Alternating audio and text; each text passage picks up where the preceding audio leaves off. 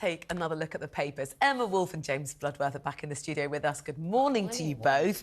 Did either of you watch Squid Game? Yes. Yes? Jeremy, did you watch it? I don't understand what it was it is. a very dystopian kind of pseudo-reality show where contestants competed with each other to the death to win a huge prize sum. It was, I can't remember how much it was. To the death? Yeah. Yes, it was. I mean, when I say dystopian, it was very, very grim. But, James, the aircraft hangar that they used to film the show, Rwanda staff are going to be trained there. What have we learnt? Yeah, so, I mean, it's not really about Squid Game, but it's, the warehouse that was used, used for the filming of Squid Game. Yeah, I mean, they're using it to train, basically, staff so that if asylum seekers kick off when they're being deported to Rwanda, that the staff know actually how to deal with it. I mean, the main thing of this story to me was the fact that it's costing $7.4 million to do this training, which is to rent this warehouse, and that doesn't include the staff costs. So on top of the $50 million already being spent in the 24-25 financial year to deport people to Rwanda, which hasn't happened yet. No deportations have happened. There's also this Squid Game, really, is that it's a big hangar that they're using. But, but James, and well, the outrageous thing, though, is the cost to me, not the fact that Squid Game is filmed there. But, I mean, the government will say we need to be preparing and training up personnel so that if we get the green light on this policy, we're ready straight away. Go. A few weeks ago, they did talk about this training of people, how to deal with migrants who have been, it's been decided they will be deported.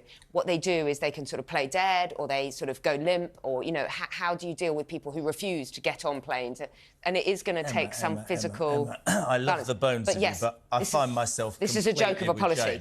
7.4. Can we just recap Jeremy, a little bit? It ain't going to happen. There's not an airline that are going to do it. The policy is a joke. 7.4 million quid. This isn't going to go down and well, they're going to be appeal after appeal. If it ever happened, just put handcuffs on and drag. We don't need to train people to that, but it's not going to happen. It's an absolute... No wonder this government is on its backside. £7.4 million to train people. How to put somebody on a plane. They've spent $240 million already on the scheme, and it's probably not going to happen, I don't think. And I don't see it I happening. mean, people, we see these stories about taxes, about people paying the highest tax burden since the Second World War. I think everybody recognises this in their pay packets. Then you look at the waste of money like this. Completely with you, JB, completely. The question is, that we've been asking for months, is why has Rishi Sunak kind of fixated on this thing? Why wasn't he able, quite early on, to say, do you know what, let's have a change of direction here, do something else? The point he had a very good chance to...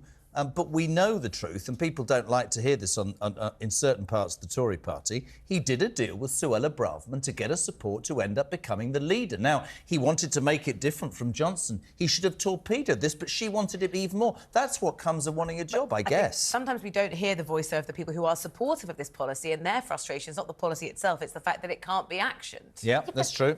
But what about the cost, Rosie? The fact that if flights ever take off, it will have cost, it's only ever going to be I think those people will say, but the legal challenges have stacked up. This has taken so long, and therefore so has the price tag. Wouldn't it have been better to put this money to... How many extra people in the Home Office could you employ for 240 million? Oh, my God. You and I should go for a drink. £240 million.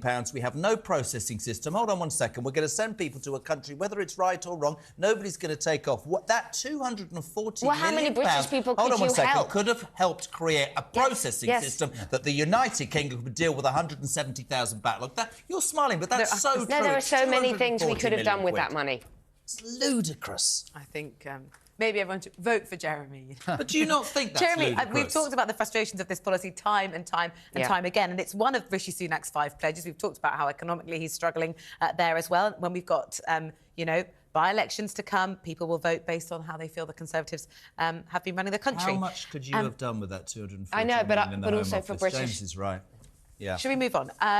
Pontins, the holiday camp, Emma, in the Times.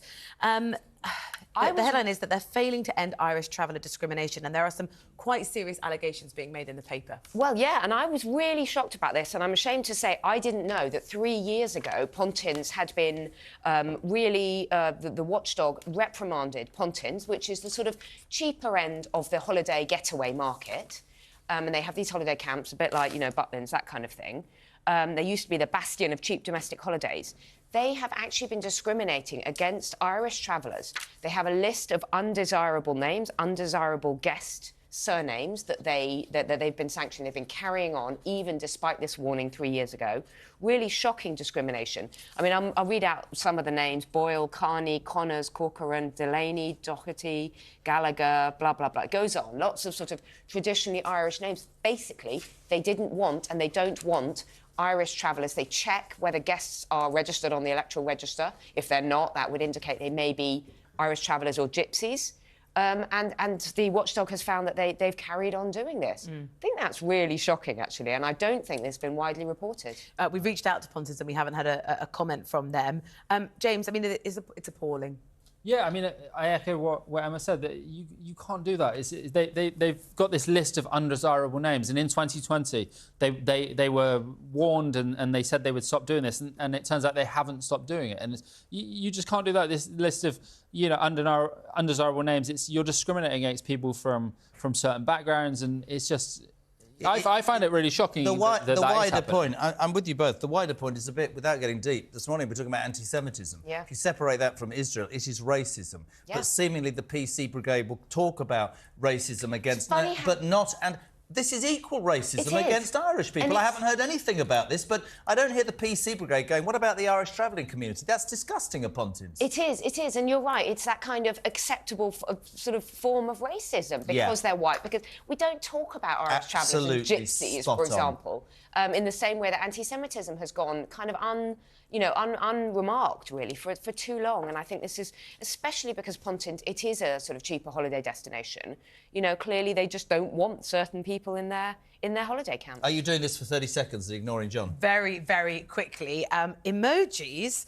Apparently, older people are baffled by some of them, James, particularly the surprised, fearful, sad and angry emojis. I'm very surprised. Yeah, but I mean, at least older people are using phones, I suppose. Some older adults tend to be baffled by emojis, but women are better than men at identifying emojis, and which also translates from human faces. Women tend to be better at identifying facial expressions, whether it's positive or negative, but it also goes over into emojis, apparently. So be careful what emojis you're using with older people. I always find it annoying when people use too many emojis. It's a bit kind of cringy when someone puts loads of emojis in a text. And what does the aubergine emoji actually mean? Really, what does the aubergine... Aha! There we go. I don't know anything. Oh, right, OK. Emma, James, thank you both so much. We'll be back with us in another hour.